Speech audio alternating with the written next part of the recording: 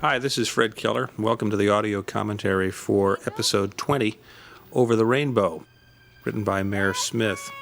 I'm the director of this particular show, and it was a fascinating show to do because it begins a 3 or 4 episode arc, what we call an arc in television, where a story is going to be carried over a number of episodes, and in this case it's going into a new world.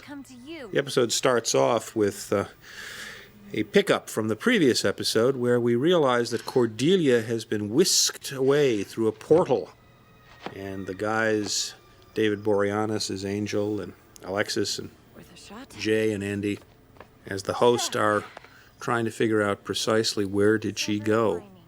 But we know that she's ended up in a strange world. When you look at it, woodsy woods, sunny and mild.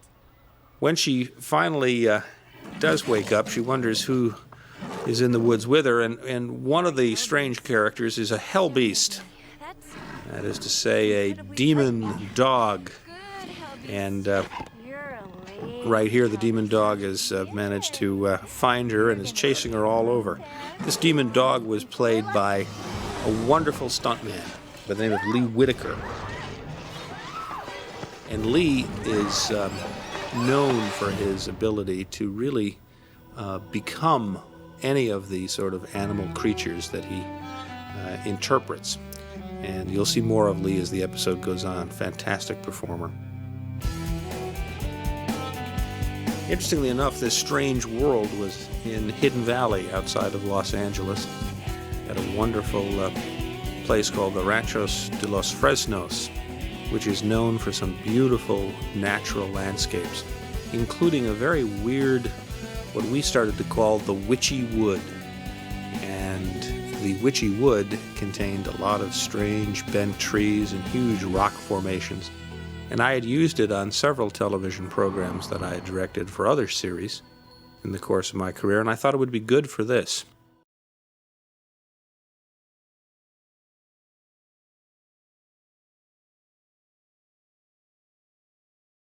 Knows if she even...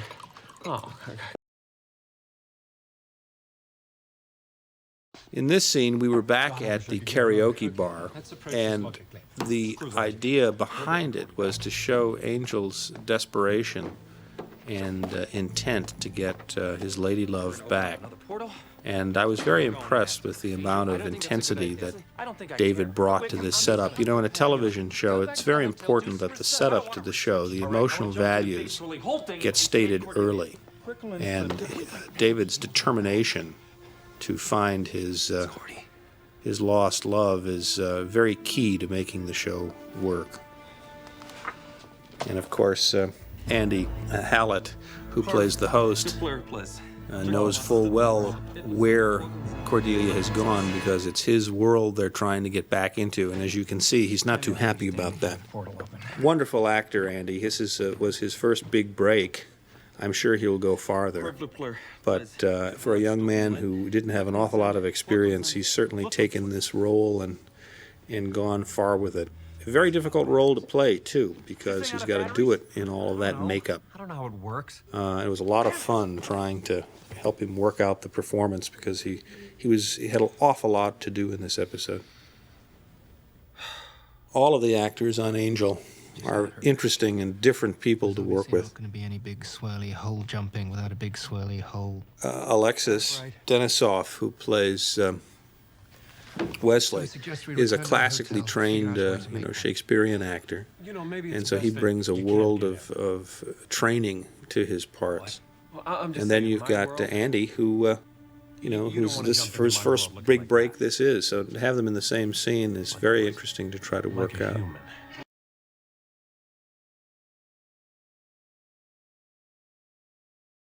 Ah, yes, back to the Hell Beast. The Hell Beast is now chasing Cordelia, Charisma Carpenter. In point of fact, he's chasing an exact double, a stunt double who looks remarkably like Charisma. And of course, if you watch how Lee Whitaker is moving, it's extraordinary, the things that he does, the jumps, the leaps, the scratching, the whirling. He's just like the family pet, except he's got this tremendous amount of makeup and costume on him. It took him something like 4 hours, 5 hours to get into the costume.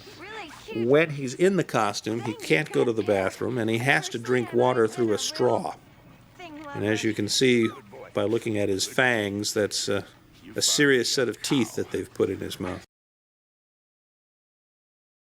The gentleman who plays the demon man, who has now just captured Cordelia, is an actor with a world of experience.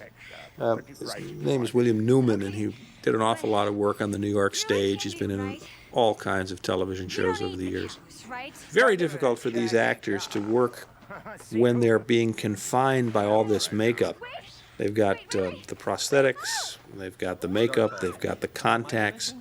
Very, very tricky to do. I was there. I came here. I like here. The scene we're looking at right now, where the host has to explain about his world and how to perhaps try to get back in it, was quite a challenge to do. It's actually about 6 pages long, which makes it very long for a scene in television. Most scenes in television are a minute, 2 minutes at length in order to keep the pace up. But this was 6 minutes, and I think Andy did a wonderful job trying to not only get through the dialogue, but also to be able to give it emotion and pace. Of course, he's helped so much here by David and Alexis. They really work very, very well together.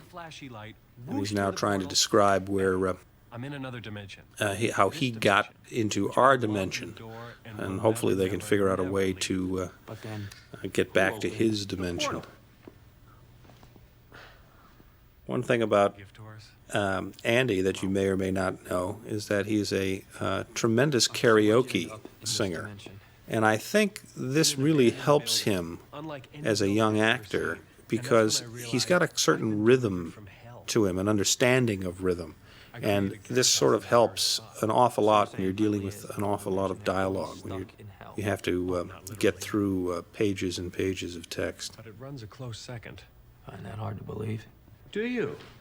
Right now he's coming up to an interesting part of the script where he talks about why he always felt out of place in his own world. And he says it's because they didn't have any music there. I was really very impressed with the way he did this. There was a lot of simplicity and intensity to the performance here. Certainly this is a performance that you wouldn't expect from someone who only has a modest amount of experience, but he really pulled it off.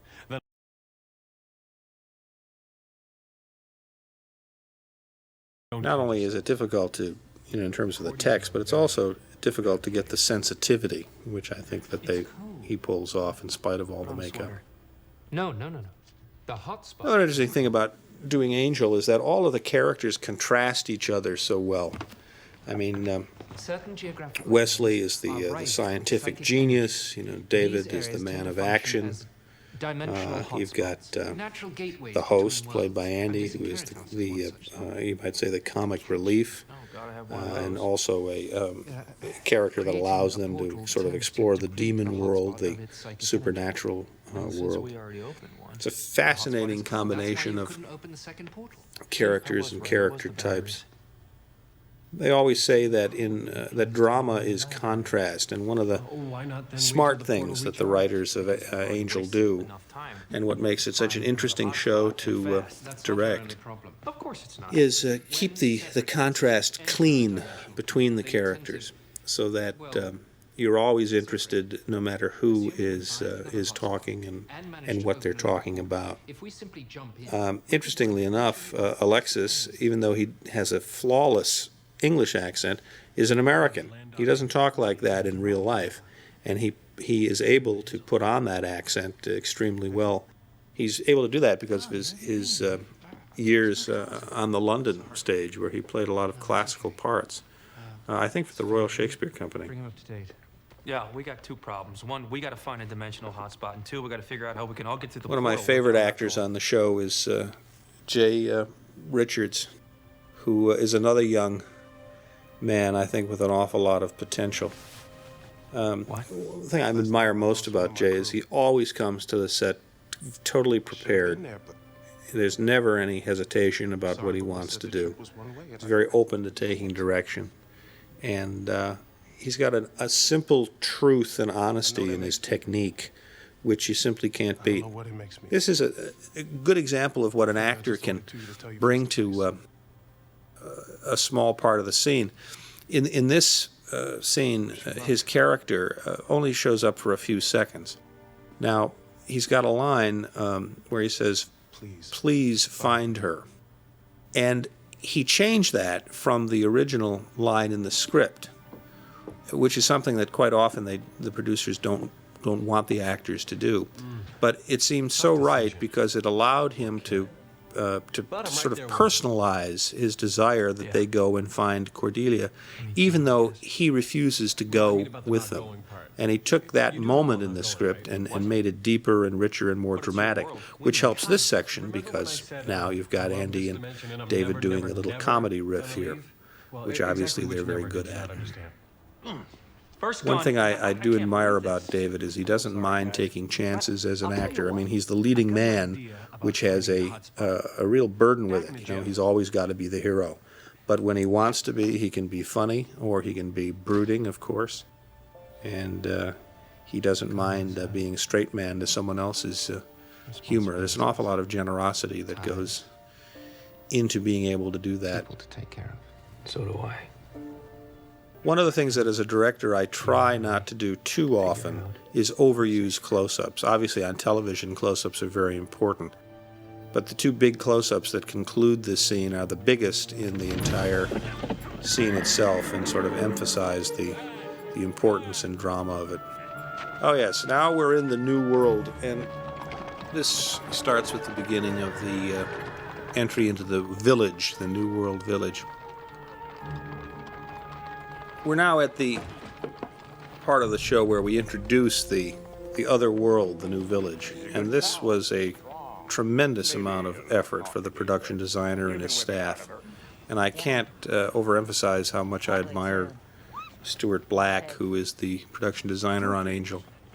We went out to a little ranch location outside of Los Angeles that used to be in the middle of nowhere, but now has a lot of housing projects around it. And on this ranch, they had a small Mexican village that they would rent out to movies. And he basically had to take this and completely turn it around into another world. You know, on television shows, most of them are shot in 8 days, although some are done in 7 and even 6 days. This show, Angel, because of its complexity, is done in 8 days. And we have 7 days of preparation. So Stuart had to create this entire world, this entire village, in about 4 or 5 days. And believe me, that takes an awful lot of skill. He and his staff are really to be complimented, as are the makeup people and the costume people. What you're looking at now is a scene that involves something on the order of 100 different people, all of whom have to have costumes, all of whom have to have makeup, all of whom have to have prosthetics. This woman who's playing the demon woman Vakma is a wonderful New York actress, Susan Blomart. Really distinguished career on stage, done Law and Order, many of the Dick Wolf shows for Universal, and a lot of fun to work with her.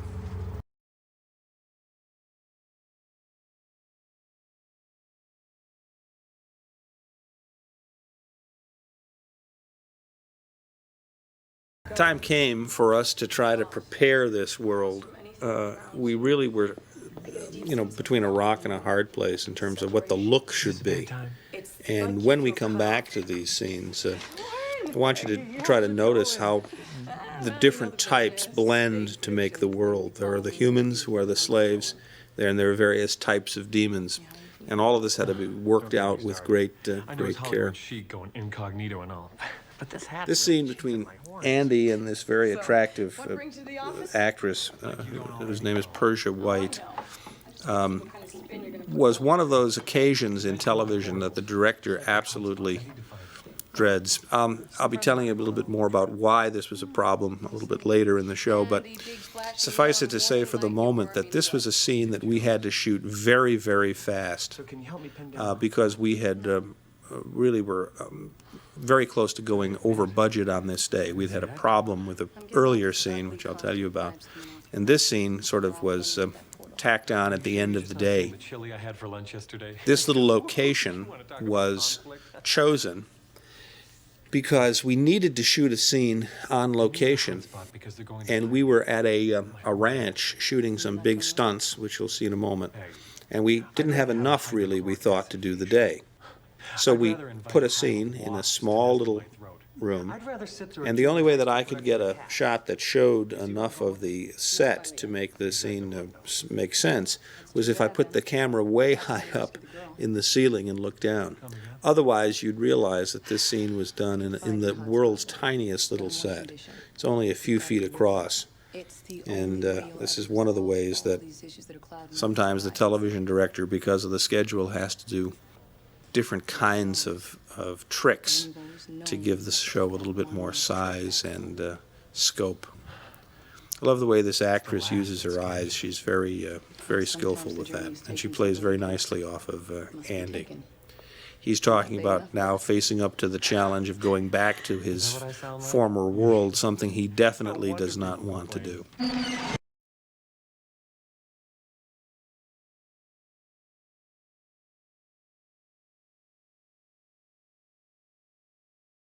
Sometimes you get lucky and you'll be given a scene with only 2 characters.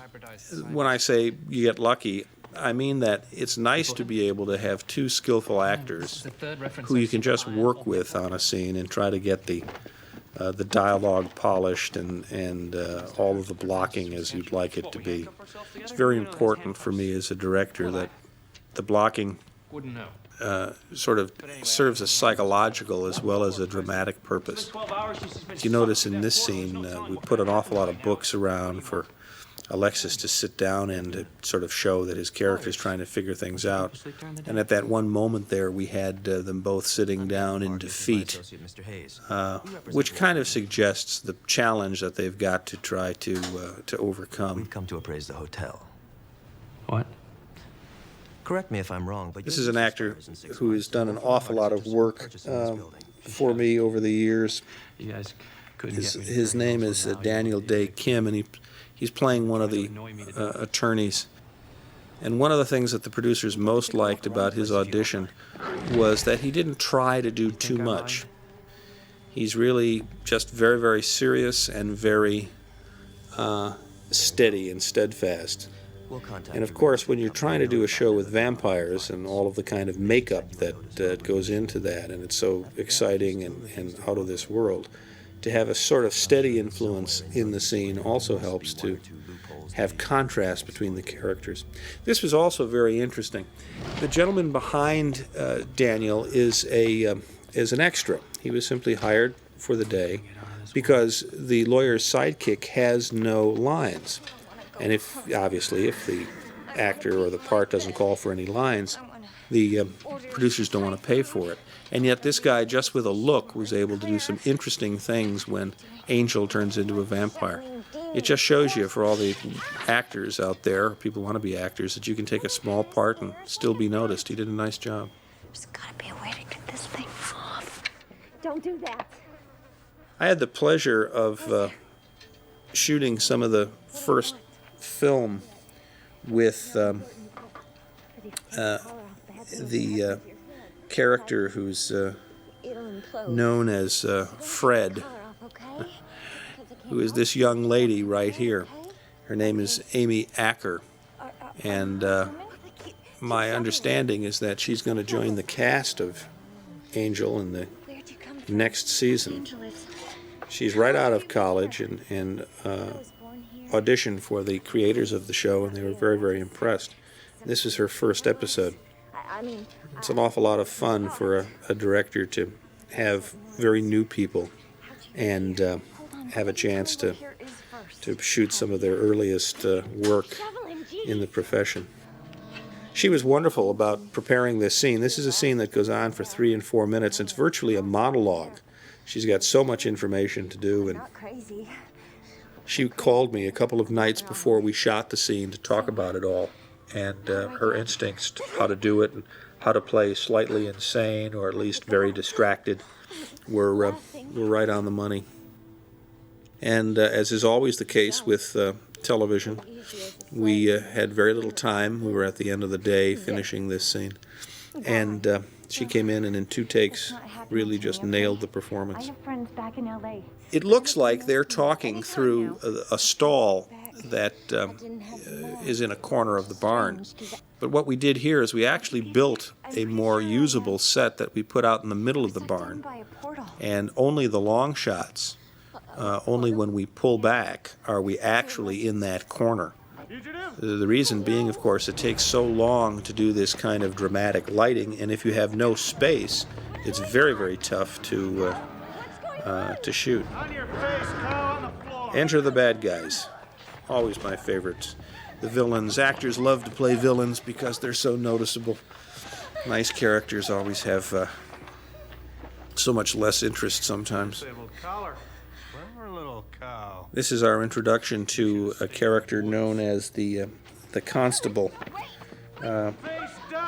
And Brian Tahash plays the Constable in his green makeup and horns. Very important that we establish him early because he'll be coming back several times. Nasty, nasty fellow. So as soon as Wes solves our scattering problem. One of the trickier things for an actor to do is to play a scene when there's nobody else to play opposite.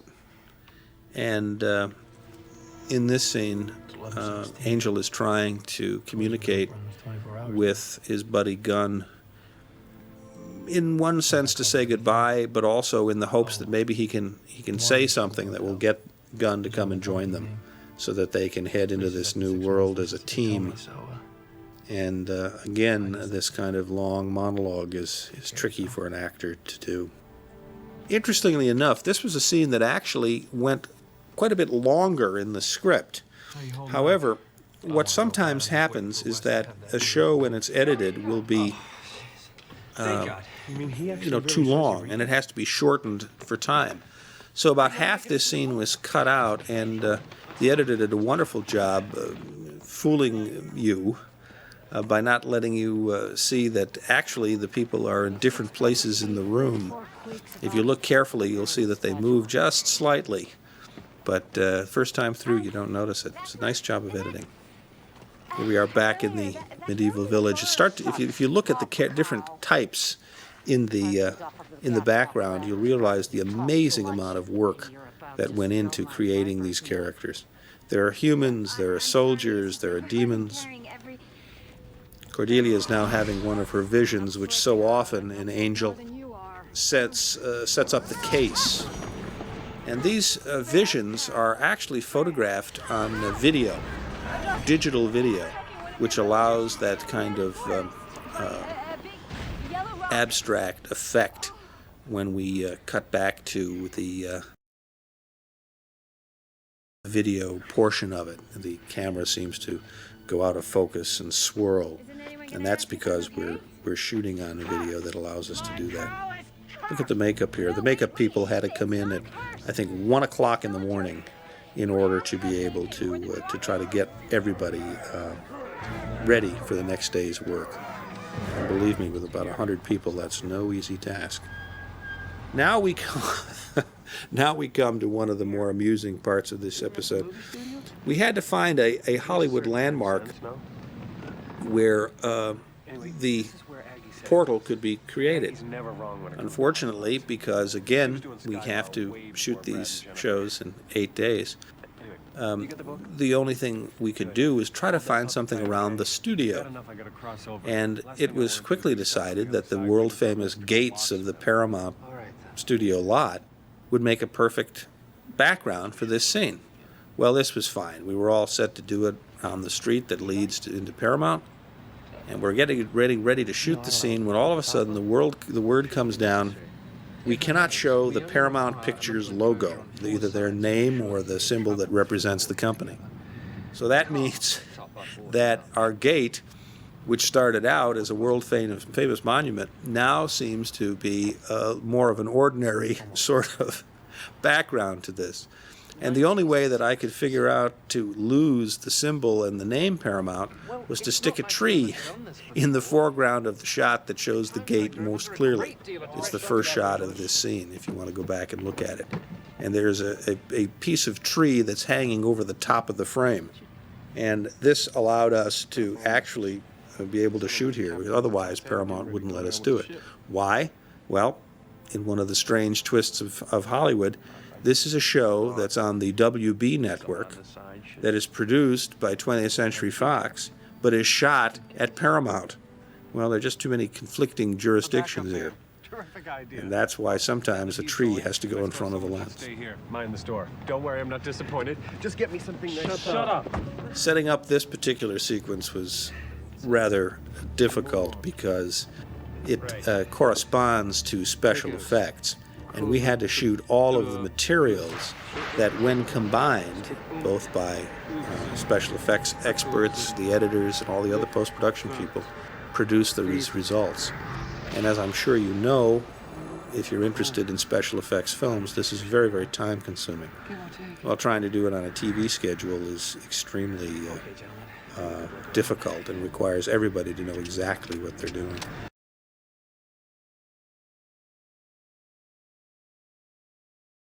Oops, they left the book behind. That smoking book was created by putting some special material in the book and allowing it to smoke when it hits the ground. The special effects guys are worth their weight in gold. Now we get to the point in the script where we have the story that I wanted to tell you about the stunt here. This is what caused that other scene between the host and that pretty young girl to be so late at the end of the day. We were supposed to shoot a stunt where the car comes hurtling over the camera. Unfortunately, when I got to the location, it was shrouded in fog. The stunt guys had not gotten the proper ramps to do the stunt right off the top, and we had problems starting the specially rigged and supercharged convertible. So it took us about 3 hours to shoot this scene, which takes perhaps less than 3 seconds. The car comes hurtling over the camera and comes sliding to a halt. We've had to do it 3 or 4 times because the first 2 times the stuntmen went off the ramp in the wrong way and were not visible in the scene. In other words, the car went over the camera, but you didn't see it properly.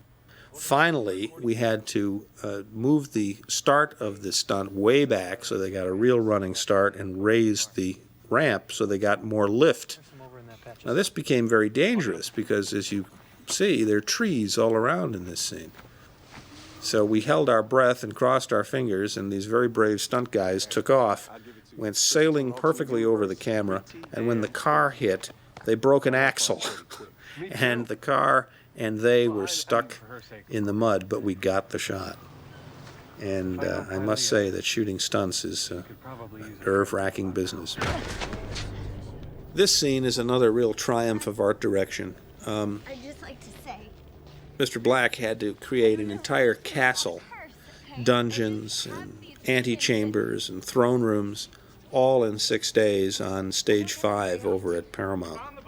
And this cavernous location was one of his finest creations, I think, with all the archways suitable for putting in all of these extras and all of these people. Charisma, I thought, was really very dedicated in this particular scene. She absolutely insisted on getting thrown all over the place to show the state her character is in. There's an amusing story about the priest here. We went to shoot the scene, and when I looked at the actor who had been cast to play the head priest Silas, very good actor by the name of Michael Finisi, I wasn't sure that his hair and his makeup was correct, and we shot it with the makeup and hair prominent and with his hood down, And then we had to go back and reshoot it because they just didn't feel it was right. And that's very unusual. It sort of shows you how much quality they go for on Angel, that they will reshoot a scene just because some makeup is wrong. Please, I'll keep By the way, that little torture device that looks so terrible on film, that's actually the ornament that goes on the top of a Christmas tree. Just in case you think we were being overly nasty. This particular scene is a really nice example of the editor's art.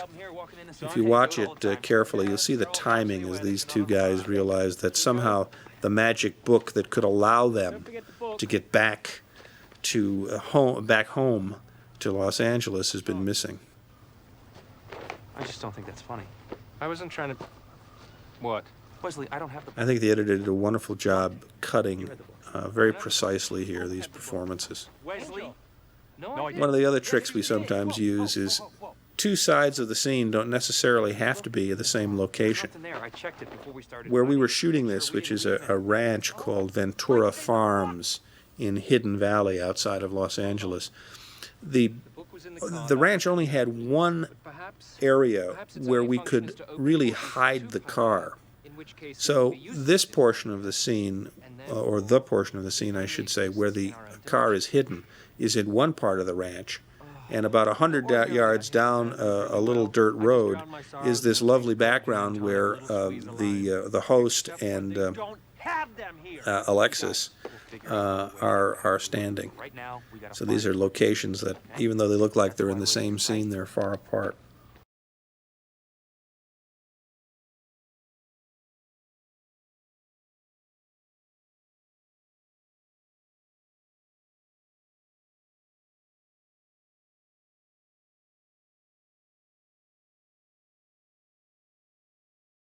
One of the more amusing things when you're doing television or film in general is crowd scenes. The reason being is that most of the time the crowd is made up of extras. And if they were to speak any lines, they would have to be paid more, which is something, of course, the producers try not to do. They try to add the mumbling and all of that later. So basically what you're watching are the extras doing dumb show in reaction to the priest, and all of the sounds that you hear were put on, weeks, sometimes months later. But of course, the poor extras can't make a sound. I mean, I think she's kind of fly. Xenophobia, fear of foreigners? Oh, then can we pretend I didn't just say that? Now we're back in our little village where the host is about to visit his long-lost friend. We were best of buds.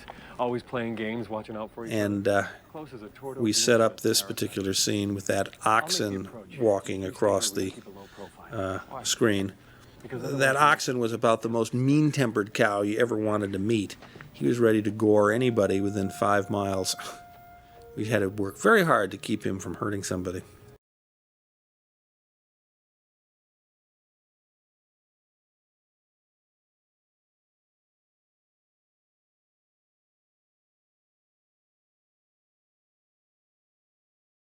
And so into a chase. This whole sequence had to be storyboarded because it had to be shot over several days, and as is the case with all fight scenes, they have to be done with great care and with a sense of safety, because they can be very, very dangerous. Even the simplest move in a fight can hurt somebody quite badly. And as you'll see, as this act comes to an end, we're talking about 15 or 20 stuntmen and our heroes.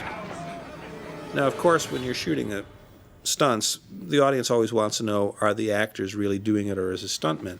And most of the time it's stuntmen, but I have to tell you that these guys, for the most part, do all their own stunts. I think the number of shots in this very complicated fight scene where I'm using stuntmen and not the actual actors is, maybe 15% at most. It's actually David, actually Alexis, actually Jay, actually Andy taking the punches and doing the kicks. And they've gotten really proficient at doing this.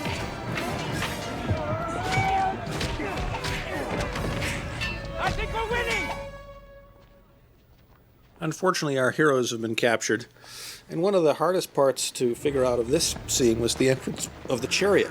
The chariot is, a real chariot, And coming down that hill was a little bit dangerous for the wrangler who was driving the chariot to stop. And on top of this, we had, not very far off camera, a huge electrical tower. So we solved the problem here by putting the camera on a big camera crane, which gave us a sense of size and scope as the chariot comes rumbling into the village. Good example of how on television you have to be careful of your resources. This was the one angle that showed this entrance, and just to the right and to the left of this are portions of the set that don't look anything like our medieval village. And we, Stuart Black, the very intelligent designer, kept it to a minimum in terms of how far off the set we could shoot.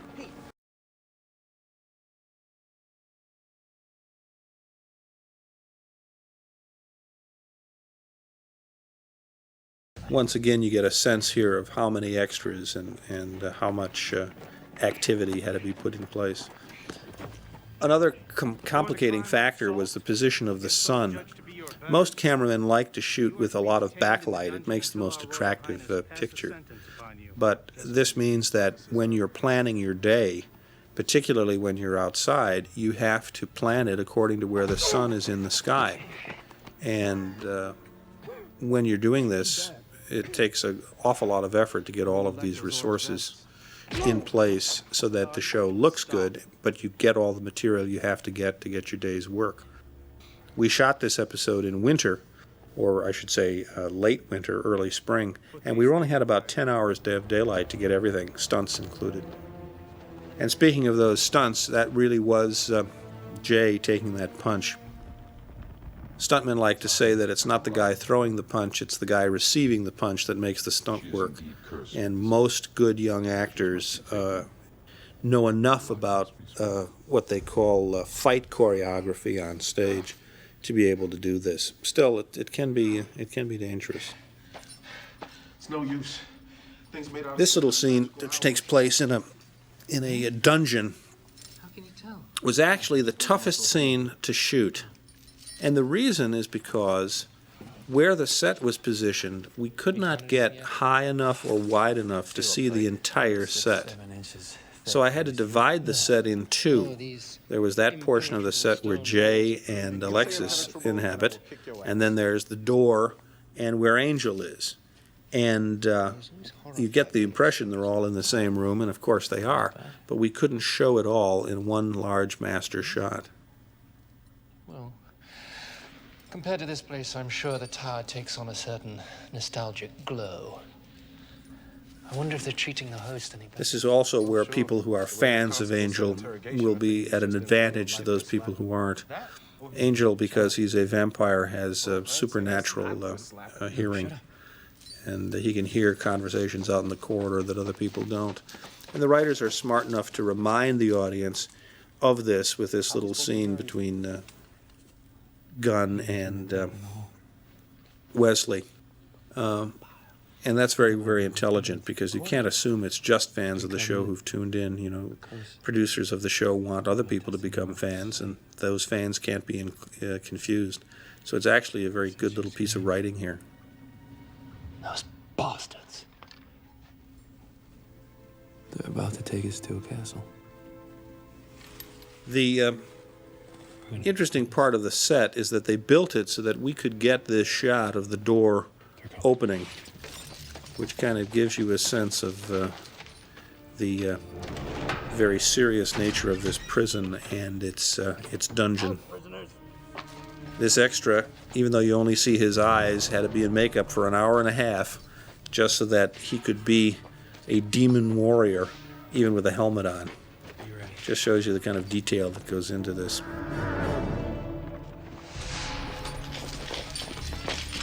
And finally, the friends here are united in this little scene before they head into the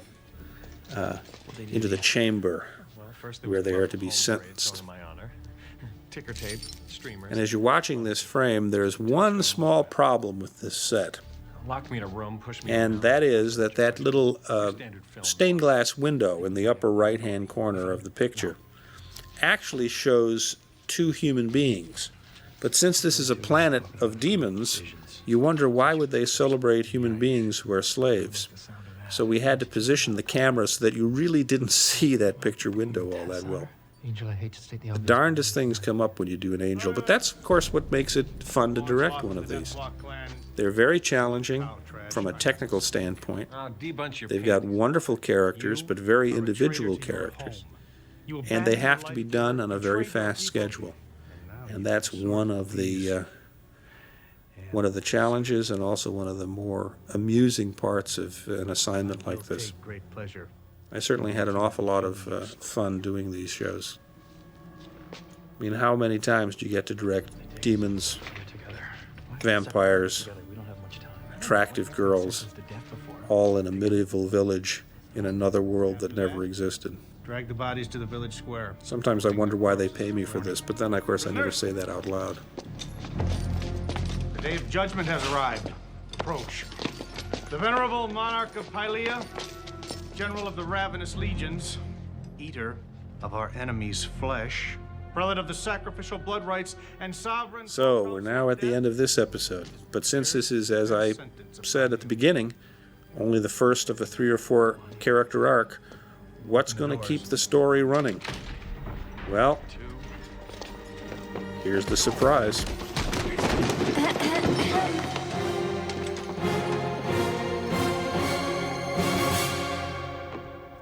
Hi, guys. Anyway, I hope you enjoyed this episode, and I hope it makes you want to see the next couple to find out exactly what happened to our favorite characters in the brand new world of Pylea. This is Fred Keller. Thanks for watching.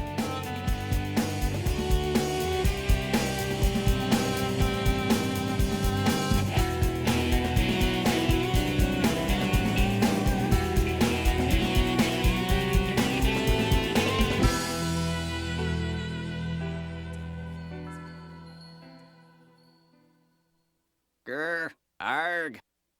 Thank you very much.